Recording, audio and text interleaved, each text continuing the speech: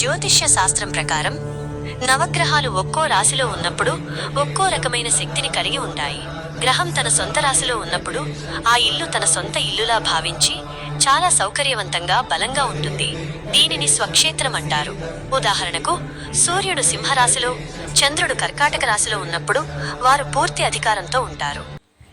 అలాగే కుజుడు మేష, వృశ్చిక రాశులకు, బుధుడు మిథున, కన్య రాశులకు, గురుడు ధనుస్సు, మీన రాశులకు, శుక్రుడు వృషభ, తుల రాశులకు, శని మకరం మరియు కుంభరాశులకు అధిపతులుగా ఉండి ఆయా రాశుల్లో ఉన్నప్పుడు శుభ ఫలితాలను ఇస్తారు.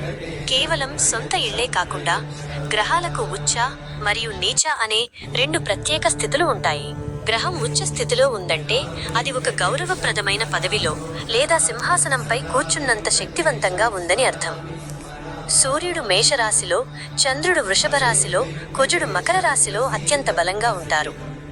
అదేవిధంగా బుధుడు కన్యరాశిలో, గురుడు కర్కాటక రాశిలో, శుక్రుడు మీనరాశిలో, శని తులరాశిలో ఉచ్చస్థితిని పొందుతారు.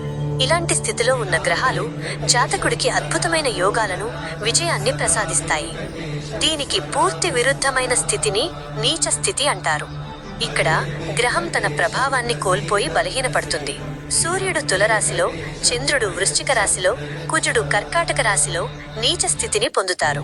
బుధుడు మీనరాశిలో, గురుడు మకర రాశిలో, శుక్రుడు కన్యరాశిలో, శని మేషరాశిలో బలహీనపడతారు.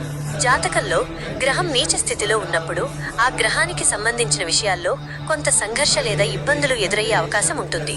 రాహుకేతువులకు భౌతిక రూపం లేకపోయినా వారు వృషభ, వృశ్చిక లేదా మిథున, ధనుస్సు రాశులలో బలంగా ఉంటారని. ఈ వీడియో మీకు నచ్చినట్లయితే వెంటనే లైక్ చేయండి, మీ ఆప్తమిత్రులకు షేర్ చేయండి.